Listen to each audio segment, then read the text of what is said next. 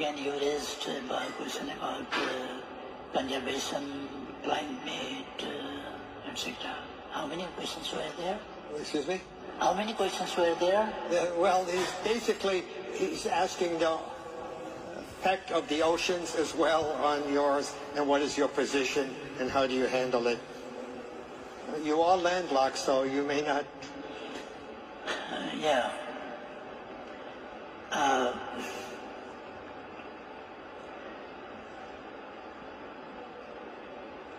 Ours is a diversified country. Very, very natural diversity. Geographical. Where thousands of people have been sacrificed. So you have no regrets? Without having any sacrifice, it would not be possible to have a historic change in any country. So you don't think there could have been a democratic alternative without so many people? If there will be a democratic alternative, then there is not necessary to have any kinds of violent resistance. In your case? In our case, time and again, we raised the issue in the parliament. We were in the parliament just before we initiated the People's War. Yes. We were in the parliament, and in the parliament we raised the issue, political issue.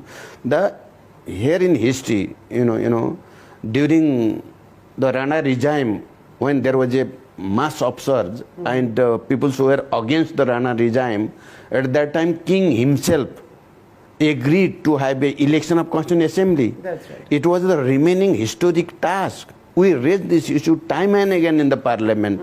Until and unless the people have the right to decide their fate, how can this democracy can be sustained? So this transition to democracy and to peace, you think this is complete now? Now fundamentally it is completed. After the election of Constituent Assembly, declaration of the Federal Democratic Republic, and the system of the proportional representation in the parliament, in the province, there is a really very encouraging development of the participation of the women, Dalits, and Janjati, and all other oppressed people. So the transition to peace is taking place, you feel? Exactly. So tell me, Prachandji, the fact that you are a Communist Party, does this mean that you are closer to the Communist Party of China? It's not an issue like that, It is obviously, because we are communist, and as a guiding principle we support Marxism, dialectical materialism, dialectical and historical materialism. Right. Therefore, there is some similarity with all other communist party all over the world, But in terms of the political necessity, there is no necessity that communist party will have understanding in every issue.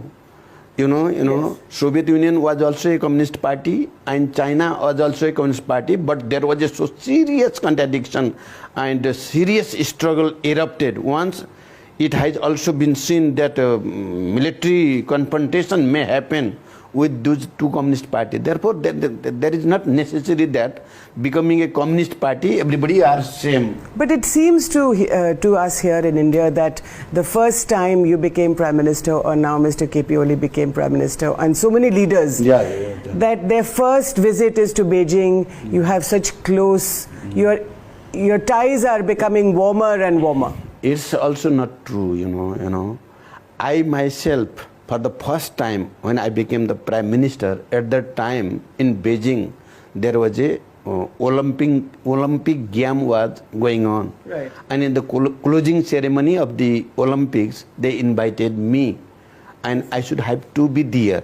For the first time, after insurgency, after peace process, historically I became the Prime Minister, I became the leader of the single largest party, and our neighbor inviting me to China. take part in the closing ceremony from India.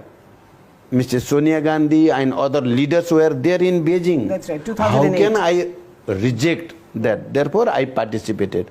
No other Prime Minister had first visited Beijing. That's Mr. KP Oli also visited India first, Yes. then only he went China. Therefore, that is not true. That every communist leader visit China first is not true.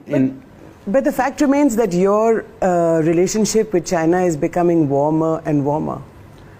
At the cost of India, maybe. No, it's also completely wrong, it's not true.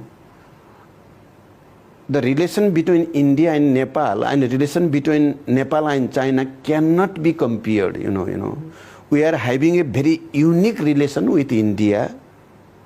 Our history, our geography, our culture, our language, everything's open border, our economic ties, activities, whole lifeline is directly connected with India. And with China, there are so many differences.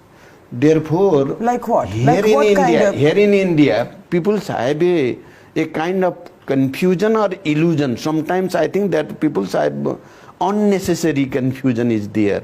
Because China, in border, there is a Himalayan range. It's not so easy as India. We can have a movement between two countries, An open movement. No open border, We need so many documents and so many things to move there. With China. With China. And about language, you know it very well. It is very difficult to understand with each other in public level, in people-to-people level. There are so many hurdles. And in historical terms, when you come to the whole development of the history, there are so many differences. So what is my point is that we also want to have a good relation with China, no matter. Absolutely. And for our national interest and for our development and economic interest, we want to have a good understanding with China. But now I want to say that it cannot be compared. Now, I am very much encouraged that the relation with India is right now is very positive. It is developing in a very positive direction. Therefore, we should have to enhance it. So do you feel that this open border should remain?